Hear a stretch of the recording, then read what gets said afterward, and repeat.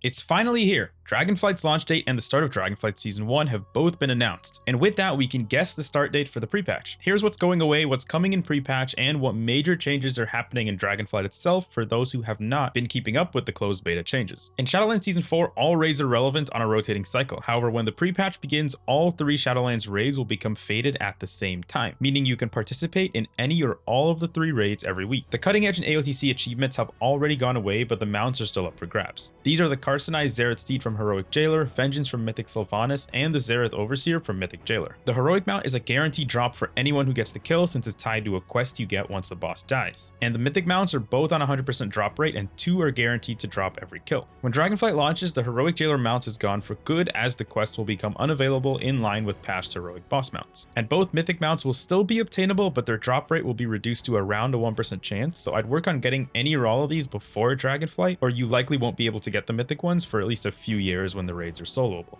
Additionally, there's a hidden achievement for the Sepulchre boss Rygalon called We Are All Made of Stars. This is a throwback to Herald of the Titans and is also going away with Dragonflight. There's no reward besides the achievement itself, and it requires Heroic or Mythic difficulty to earn. The normal achievement is not going away. As I mentioned before, during pre-patch, all the raids will be faded. What this means is that they are scaled up in line with Shadowlands Season 4, and you get some extra affixes that help kill the bosses quicker, but at the cost of an overall harder experience. So if you're trying to earn the mounts or achievements, I recommend doing them on non-faded difficulties before the pre-patch drops, as we're not yet sure if you can turn faded on or off during the pre-patch. When it comes to faded only rewards, completing all 3 raids on normal faded or higher will reward you with the Jigglesworth Senior mount. Completing all 3 raids on Heroic Faded or higher will reward you with the title Hero of Fate, and completing all 3 raids on Mythic Faded will give you teleports to each of the raids, similar to the way the Mythic Plus Dungeon teleports work. And while we're on the topic, the Mythic Plus Keystone Master mount will likely go away when the pre-patch drops. However, in the past, the achievement goes away, but the mount is weirdly still achievable, but I wouldn't count on it. Remember, you have to hit 2000 score to earn this mount, and this will likely take you 2 weeks due to the Tyrannical and Fortified score split.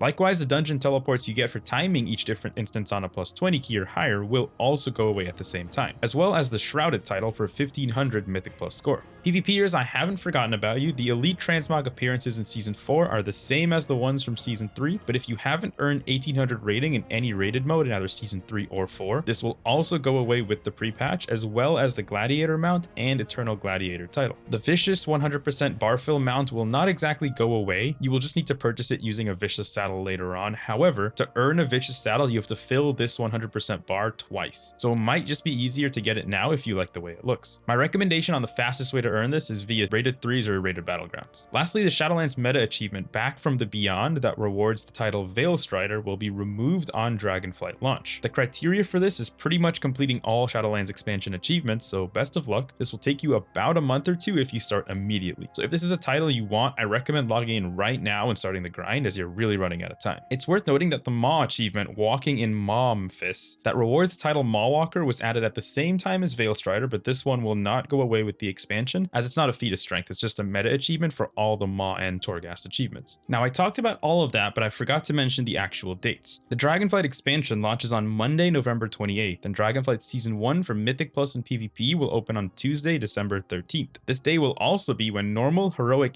and mythic of the first raid opens.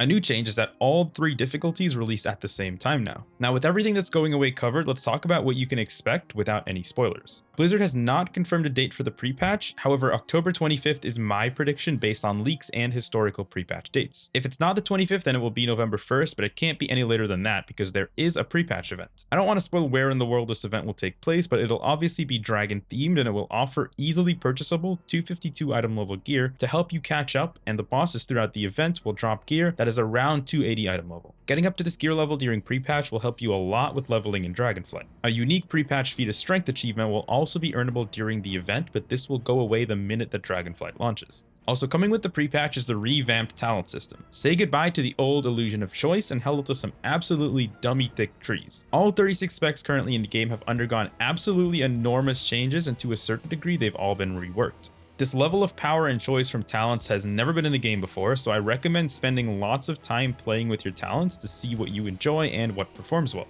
I can't stress enough how much of an improvement this talent system is. Even classes who you could say got a shorter end of the stick when it comes to design are still miles ahead of how they currently are in Shadowlands Live. A lot of abilities you may have had baseline have been moved to the talent trees, especially early on in the tree, but also a lot of old legendaries, tier sets, conduits, Azurite powers, and a bunch of new and returning abilities are also in the tree, so don't get bogged down that you might need to spend 2 talent points to get your interrupt back. The new class and race combo Drakthir Evoker will also be landing with pre-patch. Blizzard has not clarified when in the pre-patch they'll be available, only that they will be available prior to the expansion, likely only for players who have pre-ordered any version of Dragonflight. Evokers bring 2 specs for the class. Preservation is a healing spec that focuses on large burst healing and rewinding time to undo damage taken, and Destruction is a short-range DPS spec that will be tricky to most players but can feel very rewarding once you get comfortable with it. Both specs use Essence as their secondary resource. Basically, if Monk's Chi and Death Knight's runes had a strange-looking dragon child, and Evokers will have their own starting area similar to Death Knights and Demon Hunters, but they can only be their own race Drakthir. Their racial abilities are a Typhoon-style frontal cone knockback and an AoE circle knockup, and their out-of-combat racial is the ability to fly around like a dragon every few minutes. Although it has been nerfed throughout testing, it's still very, very fun. Also, Taurens can now be rogues and mages. The rumor on the street is that Taurens could always be rogues, but they were just so sneaky you could never see them. But with that, moving on quickly to what's coming in Dragonflight. In addition to everything that's coming with the pre-patch, Dragonflight itself brings a new continent, the Dragon Isles, with 4 new zones, a rework of in-game flying called Dragon Riding that for now will only be available in Dragon Isles, but it's so much fun. If you haven't seen my thoughts about it, that video will be in the cards and below the like button. Also coming is a profession rework for every single profession in the game, allowing crafters to make gear that is higher than base mythic raid item level, but it also isn't mandatory like legendaries were, so it can be priced like a luxury. I don't think there's a problem with that. This new crafting rework also brings quality drops, meaning you can pick an herb and it can be gray, or you can pick an herb and it can be pristine. And higher quality mats make higher quality consumables, of which there are so many of them, including things like a robot that can res the entire raid after a wipe, or a cauldron that dispenses combat potions instead of flasks. Overall, you can officially mainly do professions in the game and have fun. There's profession-themed transmogs and gear bonuses, as well as actual crafting stations around the world. Dragonflight will also bring a new raid, Vault of the Incarnates, that I will not spoil anything about, 8 new dungeons, 4 of which will be in Mythic Plus on Season 1, accompanied with 4 older returning dungeons that will all rotate in and out throughout the expansion cycle. And last but definitely not least, a rework and rebuilding of the entire in-game user interface. Bags can now be combined into one bag, the frames are all redesigned, there's even an option to hold to cast an ability multiple times instead of having to spam it, bars are movable and snappable to a grid, it's all just redone and way better. There's also a new loot system called Group Loot. It's threading the needle between Master Looter and Old Need Greed. In situations where Group Loot is active, there are no trading restrictions at all, even if the item is a high item level, meaning players can roll on it, and even if you win the roll, you can still trade it to whoever you want. However, the downside of Group Loot is that sometimes gear can drop that is not usable for anyone in the raid. For example, a hunter bow can drop without a hunter in the raid, but in my opinion, this is a fair trade for structured groups and promotes class diversity without mandating it. Chances are if your guild already rolled all gear off or used Loot Council, nothing will be changing for you except trading being easier. Blizzard is still testing the uses of different loot systems, so we're yet to find out exactly which types of content offers group loot over personal loot. I'll link Blizzard's post below that goes into much more detail on this.